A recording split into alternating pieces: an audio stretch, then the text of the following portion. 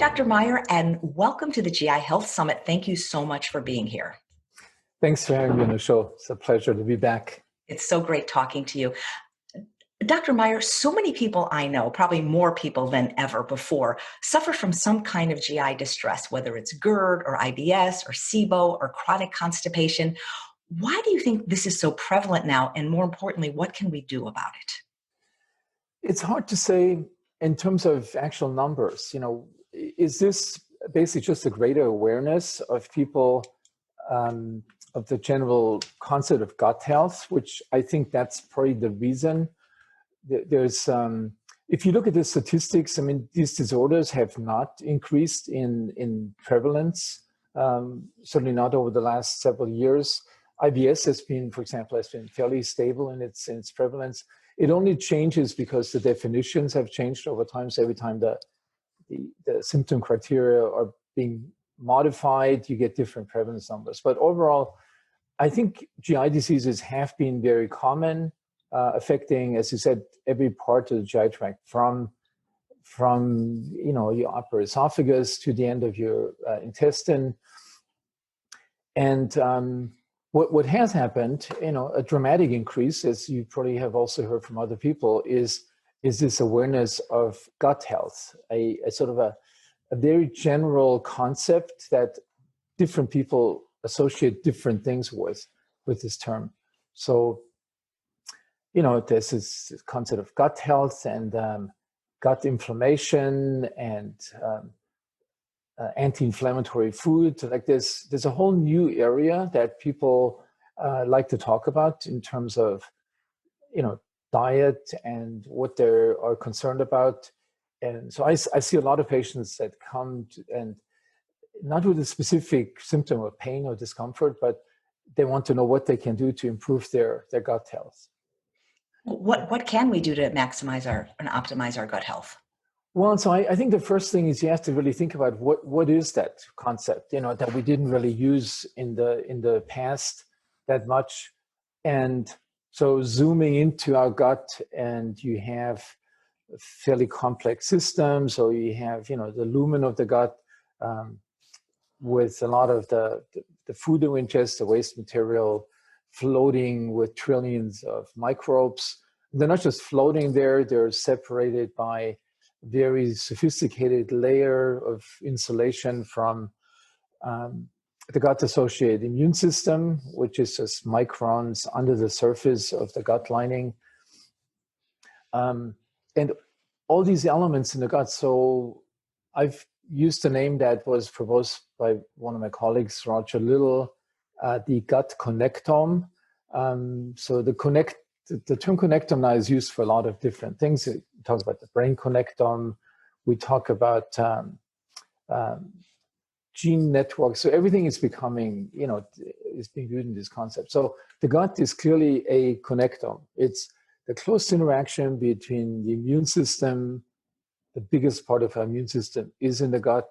The microbes, the endocrine system that's also located in the gut, and then the cells that actually, line the gut.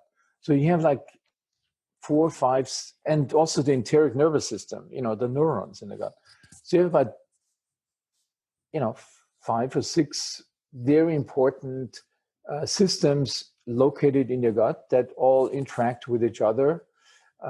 They can't really be understood in isolation. And gut health is if these interactions are in a beneficial way for us, like they call it in science, the host. And a lot of things can go wrong in the system. You can have, so what has received the most attention in the last few years is the interactions of the microbes with the immune system in the gut. And, words are being used, which I try to avoid, like leakiness of the gut. People have been trying to actually create a whole syndrome, the leaky gut syndrome, which in my opinion does not exist. But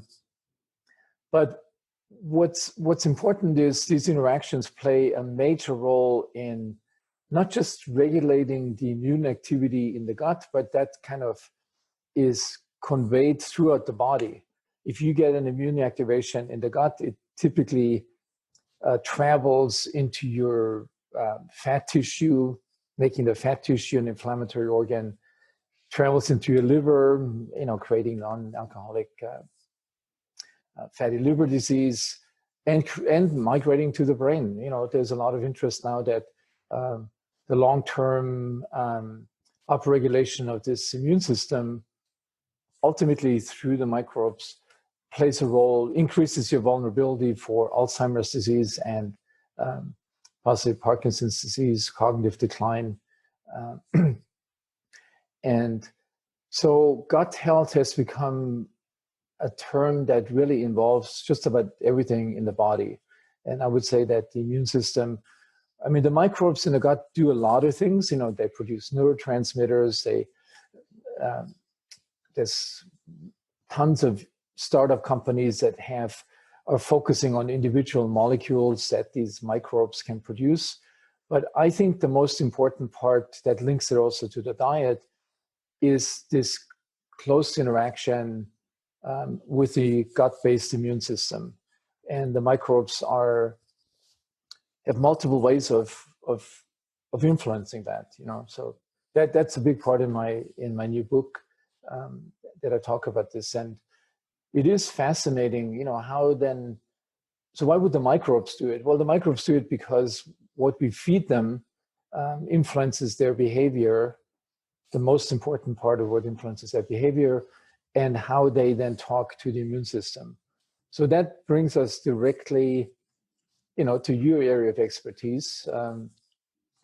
The food that we feed them, the diet, and so now we have this sort of, for the first time, a fairly easily understandable, for the lay public, easily understandable concept why the food that we eat is so crucial for our, not just the day-to-day health, but also for things like, aging, cognitive decline, how healthy are we when we're 80 years old?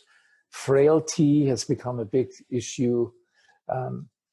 This concept that we, in Western societies, accept frailty as a necessary association when we get over 75 years old is totally wrong. There's studies now that you can dramatically slow this process through diet, and the microbes play a big mediator role in this thing. So, gut health is now an amazing topic. It's, for me, being a gastroenterologist, I've never seen that kind of focus on the GI tract in terms of overall health and interest. And I've never had an interest really, even though, I grew up in a confectionery family, several generation, and grew up with sugar and desserts and tasty things. I've never really had an interest in dietary aspects until, I would say 7 years ago, where I realized how crucial a component that is of our health. I'm so happy to hear that, and I cannot wait to read your new book because this connection with the immune system sounds fascinating. And I can't tell you how much I appreciate that you talk about the importance of diet because, as you know, most doctors have gotten very little nutritional training in medical school, and some of them will say it doesn't matter what you eat, but clearly you feel that what we feed ourselves, which is what we're feeding our microbes, is important. Yeah, and this One Health concept is quite useful. When we say, so how do we determine what's a healthy diet? So you could say, okay, we can look at evolution. What have humans, our ancestors, eaten and for millions of years, and has kept them healthy and kept them procreating and multiplying. We can look at what the microbes, what's the optimal food for the microbes, and there the concept that we can use is, the microbes are part of an ecosystem.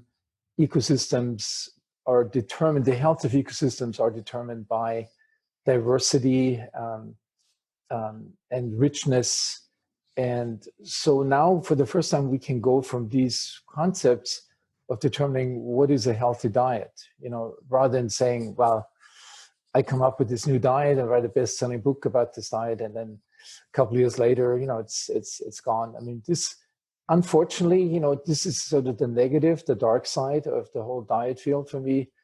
How many people are in this, promoting non-evidence-based or pseudo-evidence-based concepts and diets and make tons of money, write bestsellers, and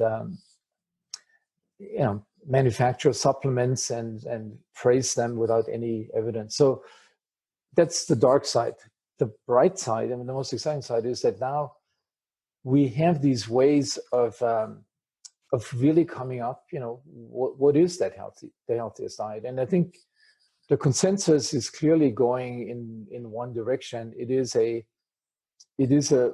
predominantly plant-based diet. It's not 100% plant-based. So we clearly, we have evolved to have the omnivore potential. But I think the largely plant-based diet is, just writing the book and going over all the literature and the studies in areas like cognitive decline, Alzheimer's disease, depression, everywhere, the evidence is evolving. Okay, so somebody's on that diet, their microbes change fairly rapidly in a positive way.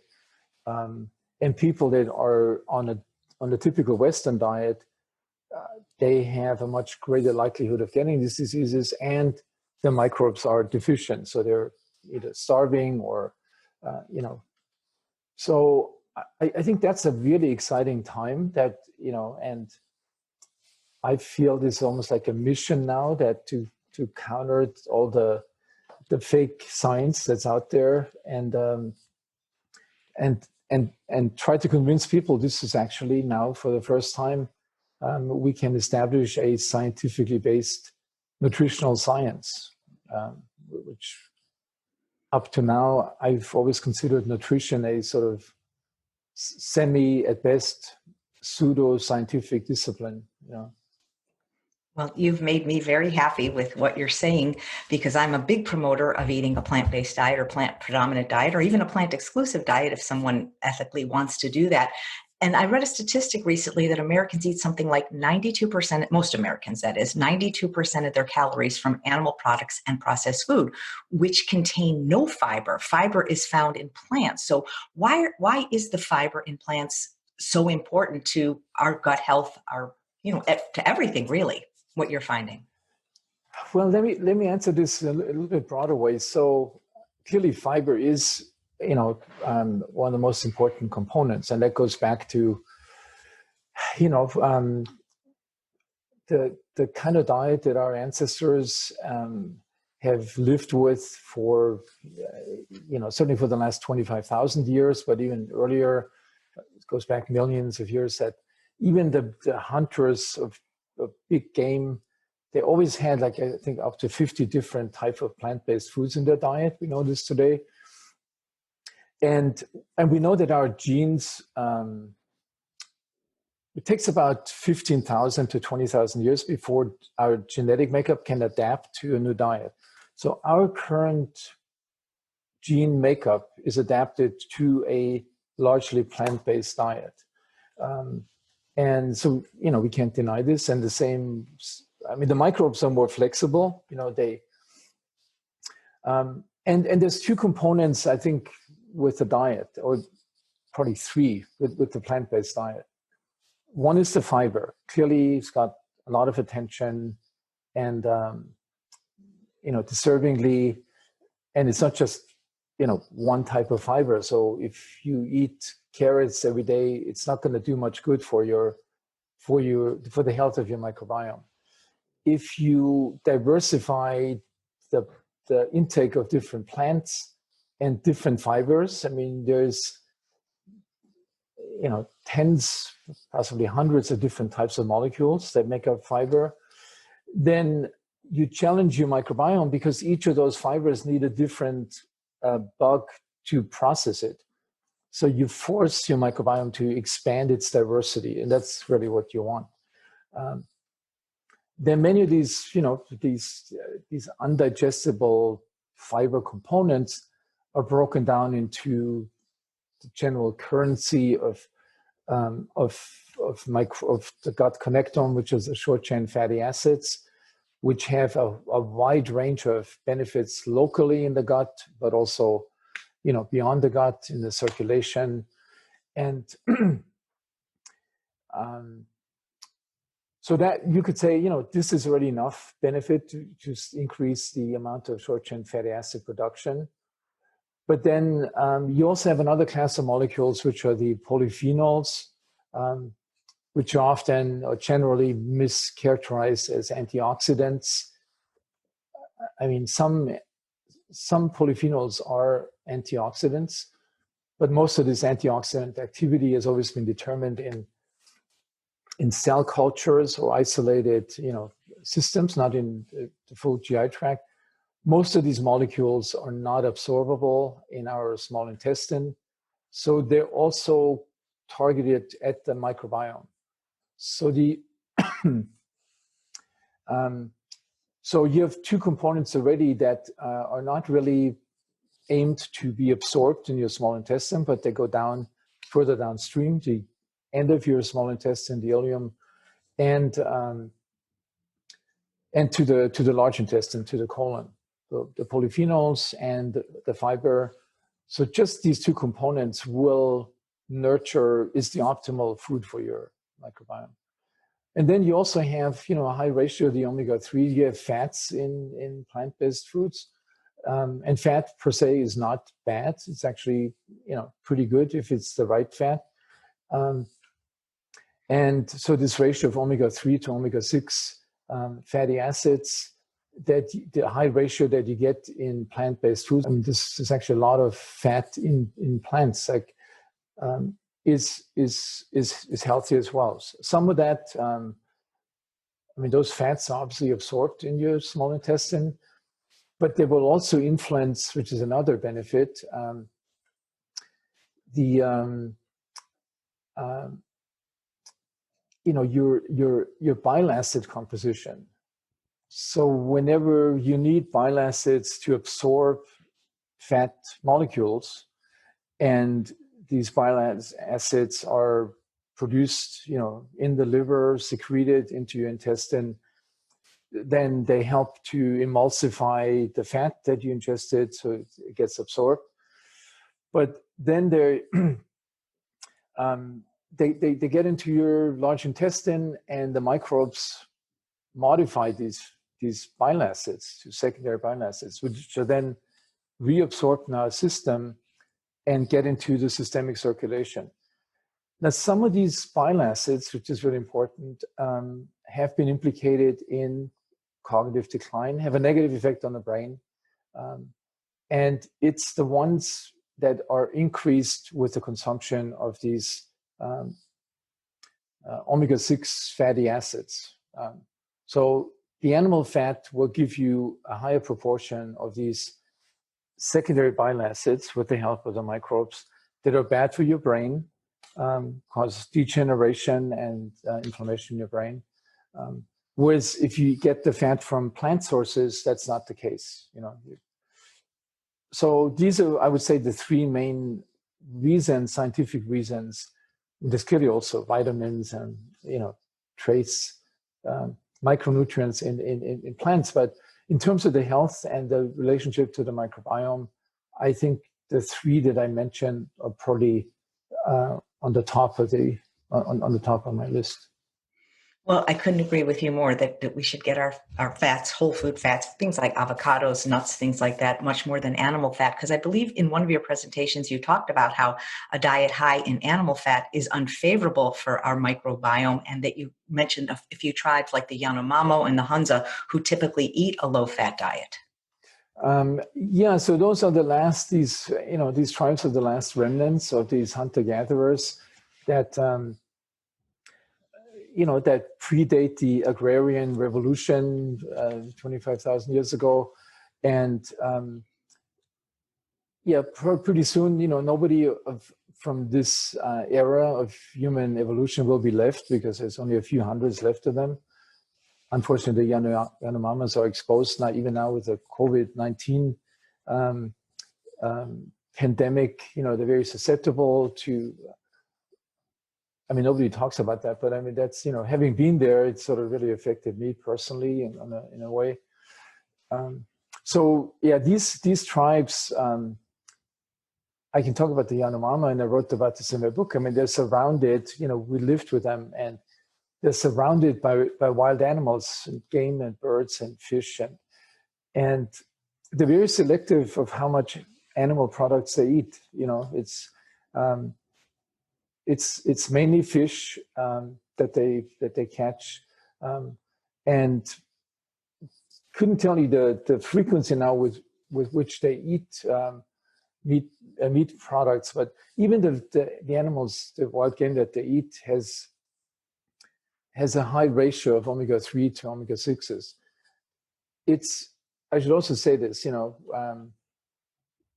kind of meat that we eat in our Western diet, it's not just that it comes from animals, it's also how these animals are fed and treated,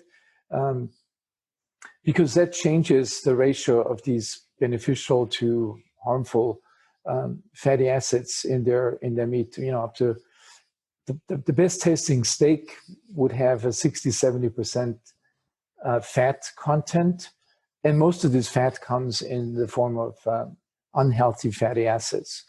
So if somebody loves steaks and eats them 3 times a week, clearly that's not a good thing that you can do for your gut microbial health, or for your brain health. Well, it sounds like what's good for the gut is good for the brain, and probably good for the heart as well. Yeah, so that's another thing that I found intriguing, working on my book. So we talk about in medicine, medicine is modern medicine is specialized. You have a specialist for diabetes and for hypertension and for coronary vascular disease, and neurologists, and for Alzheimer's disease. If you look at the chronic, which has been called non-communicable diseases, so the chronic diseases of Western civilization, there's a healthcare crisis they have not gone down in their prevalence. If anything, some of them have been going up. We don't talk about it, and we sort of view it as a success of medicine that fewer people are dying from them, but that's at the cost of billions of dollars of medications and procedures that we throw at it to just maintain people alive, even though they have these diseases. So, a coronary vascular disease is a good example of that. It's not decreased in its prevalence, the mortality has decreased. And so we're used now in Western society, so we have all these experts for all these different diseases, but if you really look at it closely, they're all interconnected. It's, in my opinion, it's a big syndrome of chronic diseases that are just different facets of the same underlying problem, and it all goes down. Clearly, there's other factors like genetics, but it all goes down. You can identify in each of them a similar pattern, which is the unhealthy diet, changes in the gut microbiome, low-grade inflammation, and then spreading of this low-grade inflammation to different organs.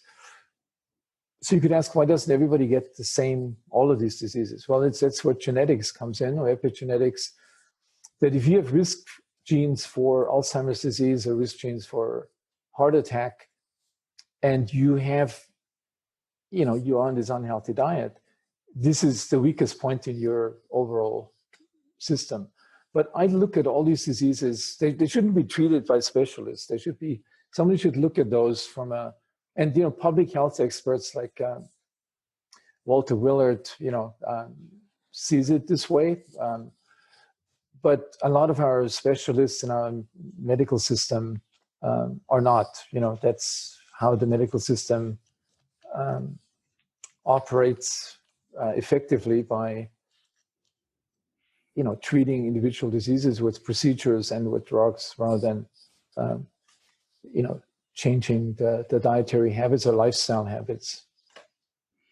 Wow, that's amazing. What about people that are like on a keto diet or a carnivore diet? That can't be very good, well, for the planet for one, but what about for their gut microbiome? They're not really eating any fiber. Yeah, absolutely. And it's an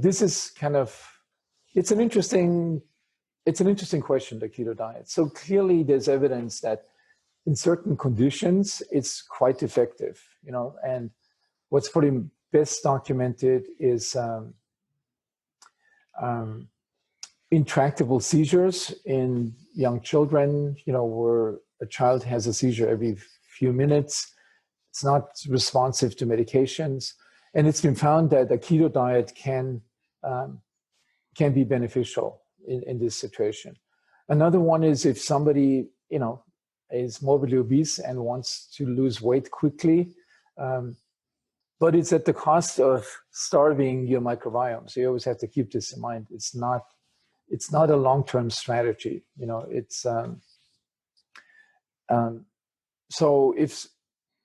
And there's other strategies now. There's the time-restricted eating, which in some ways gets your system also into a relying more on ketone bodies to operate.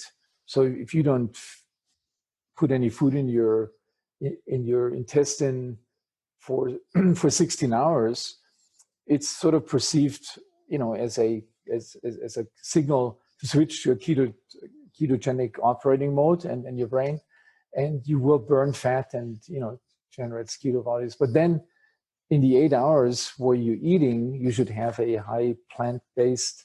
largely plant-based diet with all the other things that your microbes need. So you go into this oscillatory pattern, which is might be the healthiest. So I think in general, those people that promote the keto diets,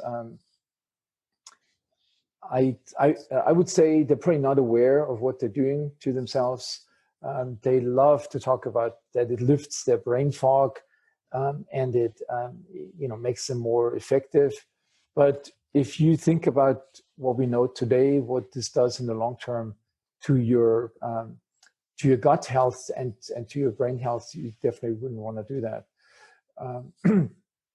And there was a recent film which you may have seen, Game Changers, which, there were a lot of questionable, statements made in that film in terms of science, but I think it had a phenomenal effect. So some of my friends who are, like extreme mountain climbers or outdoor people have actually, become vegetarian after seeing this film, because they saw that, what previously were card-carrying or passionate, keto diet consumers, and were eating, like Arnold Schwarzenegger, probably several steaks a day, with this illusion that this is so good for your health. When they saw that these people have actually switched their diet and felt that they are equally effective and competitive on a plant-based diet, I think that's a good example to show how much of this whole keto thing is to a large degree in the perception of people. Well, it's definitely not good for planetary health, I can tell you that. And what might even be worse than the keto diet is some people are doing what's called the carnivore diet, where they're literally eating only meat. And if fiber is as important as you say it is to all bodily functions, especially our microbiome, which I agree with you, how are these people even pooping? Yeah, no, this is it's an interesting question. Part of your poop is cells that are shed from the lining of your intestine. Some of them are microbes, but the bulk of your bowel movements comes really from undigestible components, that retain water, and so. Yeah, you mentioned the planet. So this is, again, the One Health concept. I think it's amazing to me. Probably 99% of diet books are written with only humans in the center of attention. That kind of attitude has gotten us or into the trouble that the planet is in right now, including, the COVID-19 epidemic that people think they can do to these wild animals whatever they want to do, and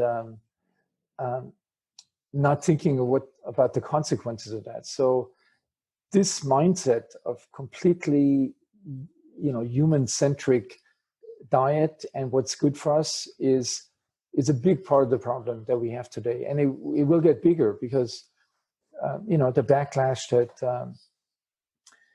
this report by from the EAT Commission, the Walter Willard was the senior author, the backlash that it got from from a lot of people, including the food industry.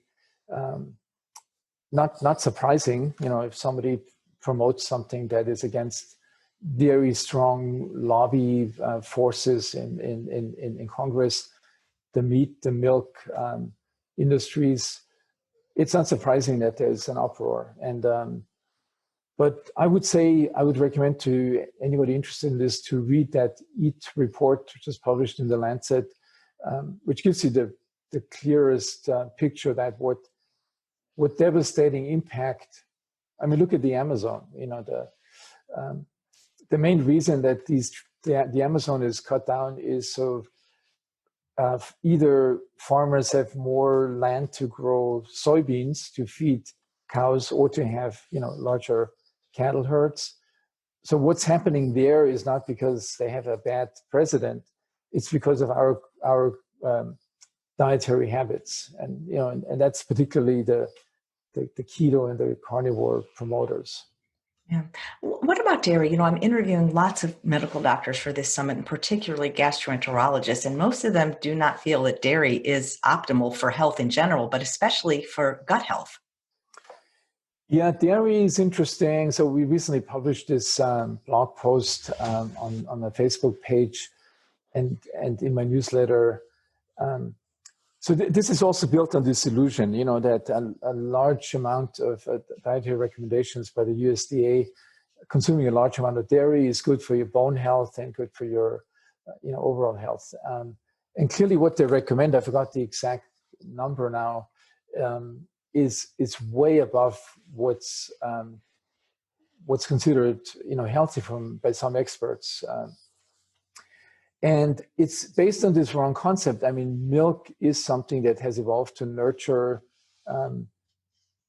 newborn mammals for a relatively short period of time because it's the most efficient way to get a high caloric diet for initial growth into the animals and into human babies.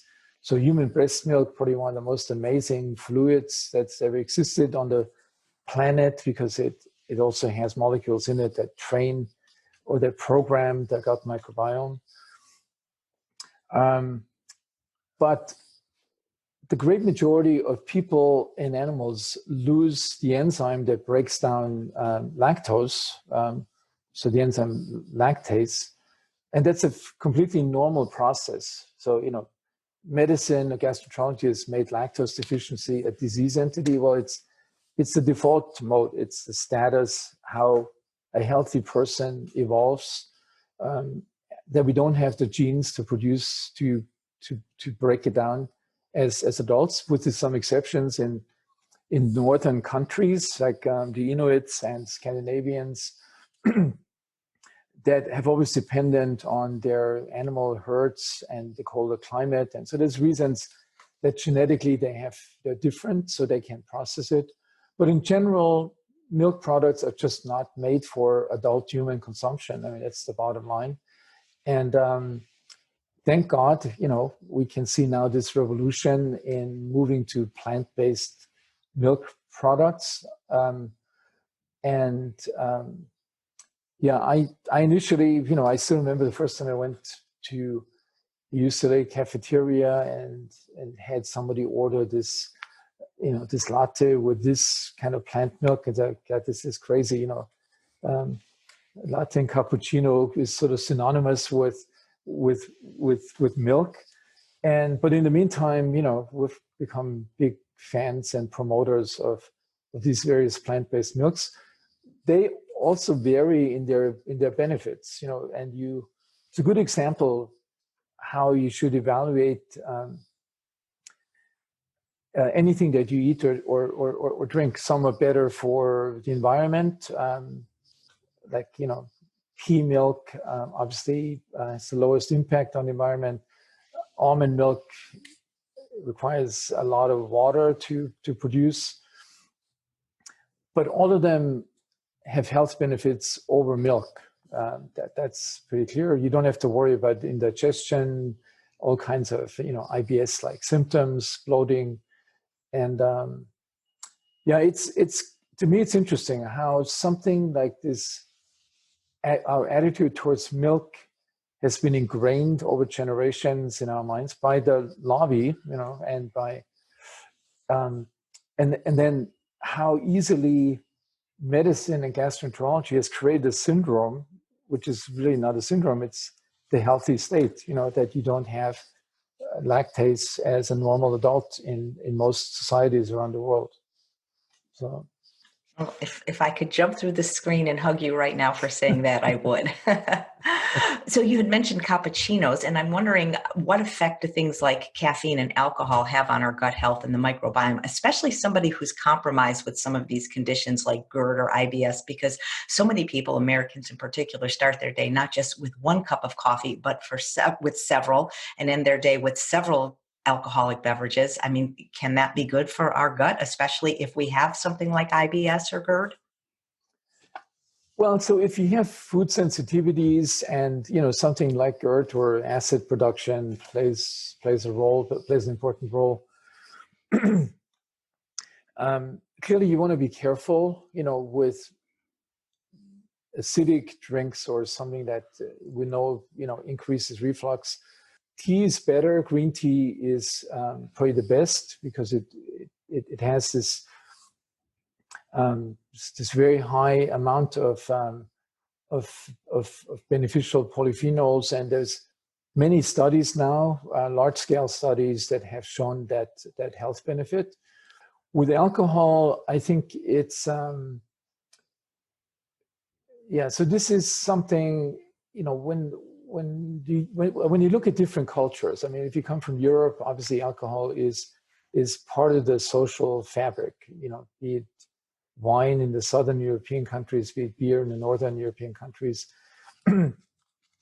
And, the amount of alcohol that people in these countries consume would be considered being an alcoholic here. It's always intrigued me to see that, in doing medical training. I think the consensus is that in general, for various reasons, the amount of calories, being one of the top, factors, and the consequences in genetically vulnerable individuals of liver disease. I think alcohol in amounts beyond small to very moderate amounts is definitely not good for our health. In America, in many ways, we have sort of thrown out the window that you think you can get your calories by eating your hamburger in the car and listening to music. That's definitely not what food is intended to be. A social bonding ritual, which I have experienced. I've had several meetings with a good friend of mine, Marco Cavalieri, in Italy, who I mentioned in my book as well, and maker of wine and very special olive oils. And I've seen it firsthand, how his workers after work get together with him, sit down, have their meal, or for lunch. It's always associated with the bottle of red wine, obviously. And so if you experience that, and so, many Americans experience this. They go on vacation to Tuscany. They love it. Then they come back and they forget, okay, so a big part of the healthy Mediterranean diet is really these social interactions with people. Yeah, that makes sense. Well, do you think maybe Americans are more stressed than the people in Tuscany? Because I remember reading in your book that chronic stress can really affect the gut microbiome. Yeah, that's another sort of angle, and it's fascinating that chronic stress can do many of the same things to the gut connectome, so the immune system and the microbes, as as an unhealthy diet does. So if you're chronically stressed and you're in an unhealthy diet, it's the worst possible scenario, because you amplify, the insult that you do on your gut health. Well, what can we do about it? Like, for example, I always think exercise is a great way to counteract stress. Does that have a positive influence on our microbiome as well as our anxiety? Yeah, so this is interesting that you bring this up. So some pretty good studies now that have shown that moderate exercise has a beneficial effect. It does all the things that that a healthy diet does, and that a low stress state does. But if you go to marathon runners, the story changes. So extreme athletes, endurance athletes, particularly if they're genetically vulnerable to that, they develop the opposite pattern. So it's low-grade inflammation, increased permeability of the gut barrier. This will affect secondarily the muscles, probably also the brain. There's no studies on that, but so with exercise, maybe similar to what we talked about with coffee and alcohol, in moderate amounts, it's health promoting, and we can see this in the beneficial effects on microbial function. If you go to the extreme, it turns into the opposite. So you could take this in as a like a general rule. But it is really interesting. People have also found, to me, this is one of the most fascinating stories about exercise and the gut microbiome, that it's been found that both in mice and in humans, that some people have a particular taxa, a microbial type of microbe called Veillonella. And these microbes can take up lactic acid that's produced, with strenuous exercise by your muscles. That's what gives you the aches and pains on the day after, you do a long strenuous exercise. So this particular strain of microbes that's present just in some individuals can pick up these lactase molecules, and transforms them into short-chain fatty acids, which are then fuel that's being absorbed from the gut and goes to the liver and gives these people an extra boost of energy, so they can run longer and faster, because the microbes have learned to turn something that's in most people has a negative effect into a positive. So it shows you how closely interconnected we are with with some of these microbial functions. And we're just really at the beginning of understanding this. I always want to emphasize, like what I tell you today, if you interviewed me in 10 years from now, it would sound ridiculous, most likely. So we're at an early stage of this, and I think we'll, one thing you can say for sure, that there will be a lot more health relevant information that will come out of this, and it will provide a continuous boost on the scientific interest of healthy diets. I think that's pretty clear to me. Well, I hope I get to interview you in another 10 years or preferably sooner when your new book comes out. I just want to circle back a minute to the coffee and alcohol question, because I don't partake in either. I mean, a person still could have good GI health they don't have to include these in their diets. They're not essential. No, they're not essential. They're definitely not essential. Great. And as I said, it's hard to say. The Mediterranean diet as a package clearly is unequivocally good for you. But which of the components are the most important? Is it the polyphenols? Is it the fiber? Is it the combination of polyphenols and fiber? And what role do these social dimensions play? And I think wine definitely, or alcohol, unless you're an alcoholic, always has the social dimension. People drink in bars, drink at parties, drink at weddings. So they're so closely tied together that I think it would be hard to really separate that out. If you didn't experiment and just give people, test people drinking 5 glasses of wine for a week and compare them that don't do that, that wouldn't give you the whole answer. If those 5 glasses of wine are consumed with close friends and family, that probably would have a totally different effect on your health than in the laboratory and just, gulping down just like water.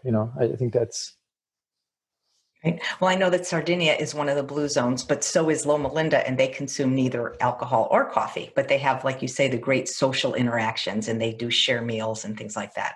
Yeah, maybe the social interaction trumps, and Europeans have just learned to closely tie those together. It's I just speaking from personal experience, having grown up in Bavaria, one of the beer drinking hubs of the world.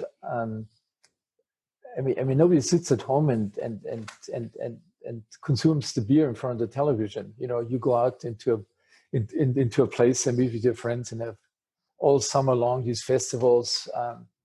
So yeah, I would not be surprised if the benefit that comes from moderate alcohol consumption is really the benefit that people get from the social interactions, and that you may get the same benefit you have the social interactions without the alcohol. I think it's quite possible. Right. How does our emotional state affect how food is processed by our gut? In a big way. That's the whole thing about the brain-gut microbiome axis. That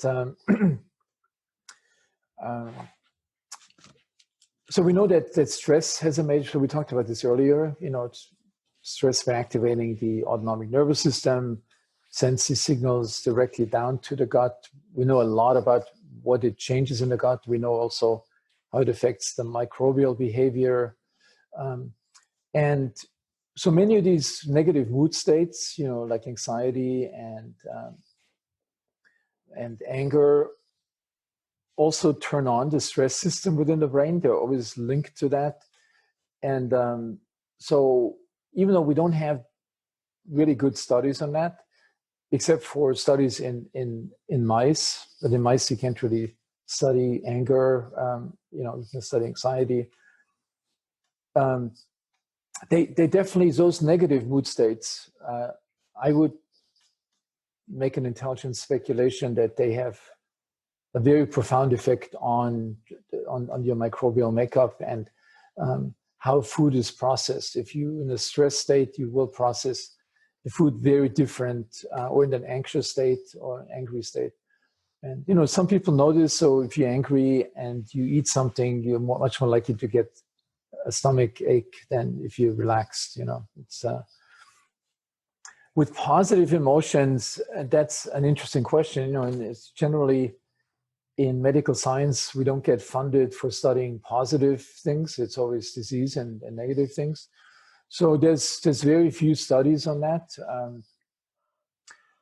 My colleague Kirsten Tillich has done a study with a mindfulness-based stress reduction intervention in IBS patients, and has looked at their microbiome and their overall well-being and their brain changes. And there seems to be a connection, but I think it would be too early to say. For example, a regular meditator, would they have a different gut microbial composition? I have to say, having attended and being invited to a conference of the European Mind Life Institute last year, and just walking into this audience, interacting with the attending people for 3 days was an amazing experience. Like you go in as a stressed out person jumping off the plane, and then all of a sudden you immersed in this, in this mindful sea of individuals, and something happens to you. You know, your body, your body changes. And at this meeting, there was also a big emphasis on vegetarian foods. So it was a combination of those. I don't know what played a bigger role, but I'm sure at this conference, the combination of what people talked about and particularly how people interacted with each other in this mindfulness way had a profound effect on people's digestive systems as well. So, certainly nobody came up to me and asked me any questions about IBS in this audience, which is unusual. We could talk a lot about IBS. That is one of those things that so many people are struggling with. How does sugar, what do you feel about sugar for our health in general and for our microbiome and gut health in particular? Yeah, so, sugar, so refined carbohydrates. I mean, this is always sort of, people mix this up. Say, carbs are bad for us. That's really not the case, because complex carbohydrates are exactly what makes up fiber and what's the food for the microbes.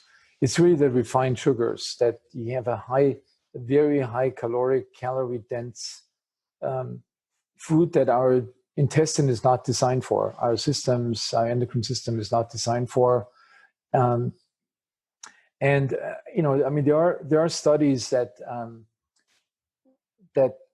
you get negative changes on the gut microbial metabolites with with high sugar. This is also shown in animals, and but also surprisingly, this whole trend for a while to use sugar substitutes does not change that picture. So for some reason, and it's too long a story to get into this now, it has the same detrimental effect on, so any of these artificial sweeteners have the same detrimental effect. And if you combine the sugar, so if you continue to eat a high sugar diet with these artificial sweeteners, it's twice as bad. So sugars I mean, you're an expert in making delicious desserts with minimal, Just fruit. I don't use sugar or flour. I just use the fruit, the whole fruit, and nothing but the whole fruit. Yeah, and there's something about this. So obviously there's a lot of sugar in fruit as well, but in fruit it's combined with undigestible carbohydrates. So the absorption pattern is very different. It's similar sugar molecules, but the absorption pattern is very different. It's slower. It empties the stomach slower. It goes through the intestine slower. You don't get the same insulin spikes and glucose spikes. So yeah, if you have a sweet tooth, I think refined sugar in a bag or in a sugar cube is definitely something should not be in your kitchen. But providing sweetness in natural means, as I mean, this is the whole reason that we have genetically an affinity for sweet things, because in evolution our ancestors were looking for these fruits which were not in the abundance that we have them now. It was a big thing to find one. And if you found one, you would want to see, is there more? And you would eat several of these, fruit items. So, yeah, definitely, stay away from refined sugar under any circumstances. And that includes sweetened drinks. People think if they avoid putting sugar in their coffee, but gobble down Diet Coke or Diet Pepsi, they're doing a good thing. I'm still shocked in our noon lectures in our divisional meetings at UCLA. So the most popular drinks are the Diet Coke and Diet Pepsis of all the faculty. I mean, and there've been so many papers written on this, that how detrimental that is for some people in the public space. Brag about, that they survive on 10 Diet Pepsis a day. It's kind of interesting how this mindset is ingrained and being associated with being cool or health-minded, or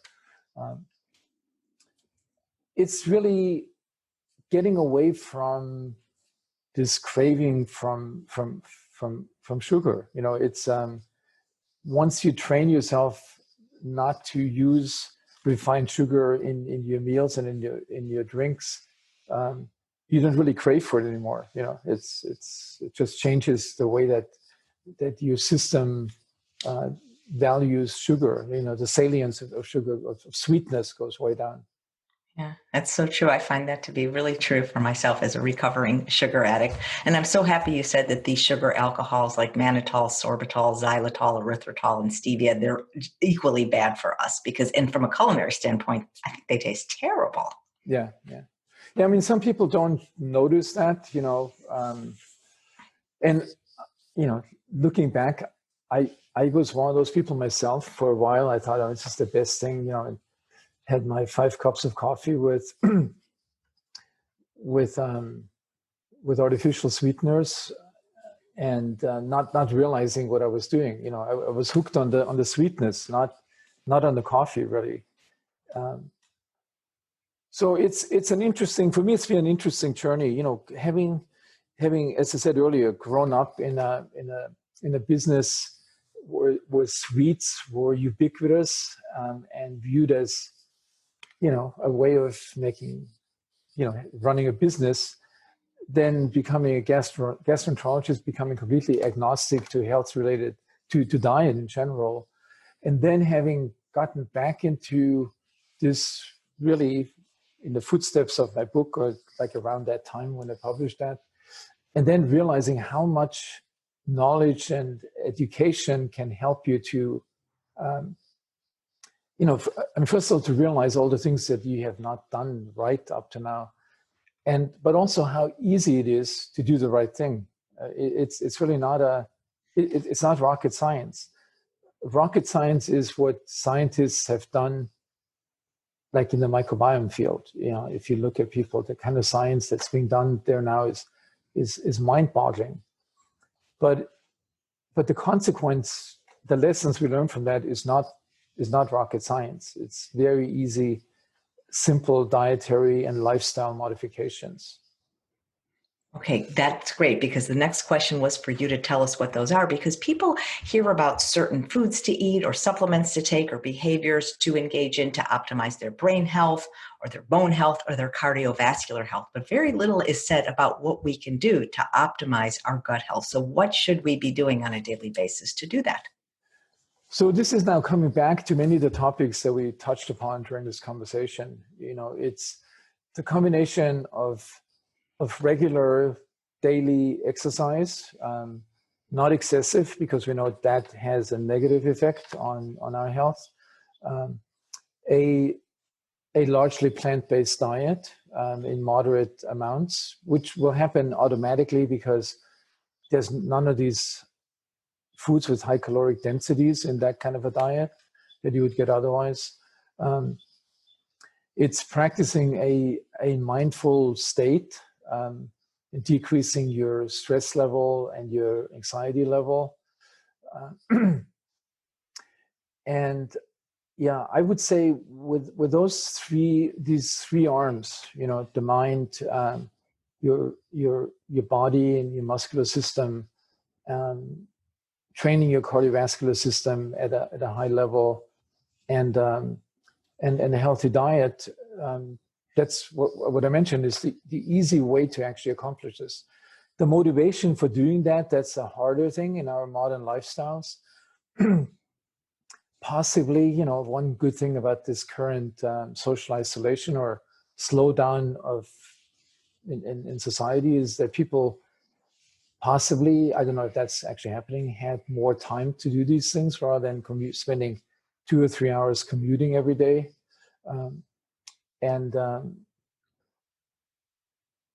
Yeah, I think this has to be, to create the motivation to practice a lifestyle like this requires primarily an educational process. You know, it's if you don't understand why these things work, you're probably unlikely to have the motivation to pursue it. You'll do it for a couple of weeks and then say, okay, I don't want to, you know, I love my sweets, I love my hamburgers. But once your mindset gets altered, like you're reprogrammed almost at your brain level, then this will become your default mode.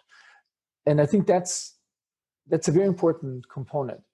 These short-term, these diets, you know, lose weight in 2 weeks or whatever that's promoted, a terrible way what you can do to your gut health, because we know this, you know, the dieting, the yo-yo effect, which involves the microbes as well. If you switch after this, you know, short-term fasting back to the old diet, you will overshoot your original weight, and the microbes apparently generate a memory of that, and every time you do it, it gets worse. So changing lifestyles has to become a permanent mindset. You know, it's not any of the fat diets, forget about it. You know, don't. I should mention one thing we didn't touch upon, you know, which is a very important, I would say, rediscovery of ancient wisdoms, and that has to do with this time-restricted eating. You know, some people call it intermittent fasting or fasting mimicking diets. So our ancestors never had access to the abundance, ubiquitousness of food that we have today. So for probably most hours of the day, they did not have access to food, sometimes for several days in a week. So this was part of our ancestral lifestyle and eating. Then many religions and cultural traditions around the world have also incorporated intermittent fasting as a religious or spiritual entity, probably not by coincidence. You know, that it's developed a religious meaning, but it's the origin probably is somewhere else. And then, you know, the last, I would say, couple of decades, people have done lots of mouse studies that have shown that restriction of diet, calorie restriction, will have a positive effect on longevity. And this has hit the mainstream in humans now with various paradigms of time-restricted eating. And that goes from, you know, the 16-8 split, that for 16 hours you leave your gut empty, for 8 hours you can eat pretty much anything you want. That has had remarkable successes, you know, in counteracting all the metabolic consequences, weight gain. Some people say, you know, it also lifts their brain fog. And surprisingly, also, we know now that this involves the microbes as well, because if you fast, your microbes move away from being in contact with your intestinal layer, with the immune system. So they move away from it. When you eat, they move back closer to it and they stimulate the immune system more. So what you do during these 16 hours, you remove the direct stimulation of your immune system for a prolonged period of time during the day. I'm sure there's other mechanisms for that as well, but so adding this to the Mediterranean diet is probably right now, I would say, the best recommendation that you can give, and it's feasible. You know, generally dieting is not a good idea because you always come back to catch up with it, but something that you can make a part of your regular lifestyle, I think that's, you know, that you should do. If our microbiome is so important and our brain is always communicating with our gut, people that have had gastric bypass, how are they affected? Because you're actually cutting out their microbiome. Yeah, so that's, the whole gastric bypass surgery, so we've done doing some research in this area. We don't know exactly why this is the only effective for morbidly obese people, the only effective long-lasting therapy, even though it completely, alters your gastrointestinal anatomy and physiology. We don't know exactly the mechanism. It's not that it's harder to eat the same amount. There's something else that kicks in almost right after the surgery that affects your insulin sensitivity.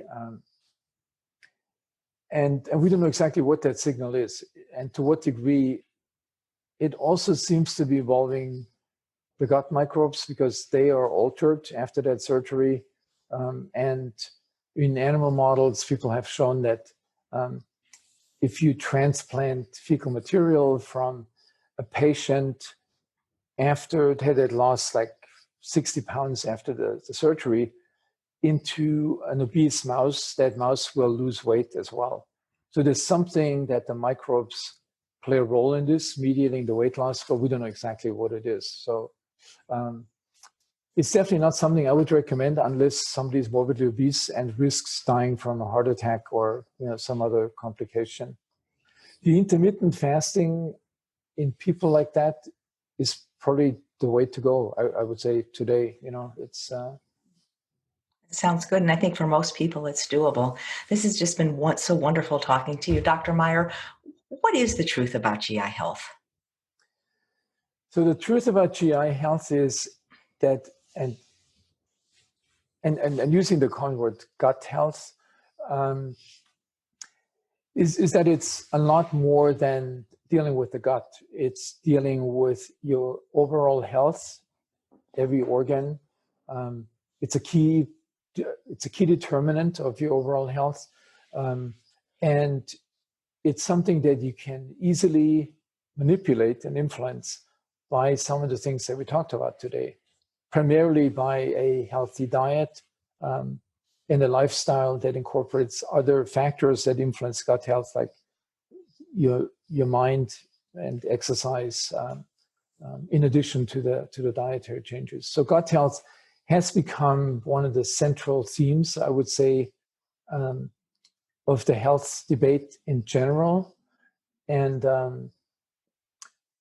gut health is also closely linked, I would say, to the One Health concept, that it affects or is related to every other aspect of health, all the way up to planetary health.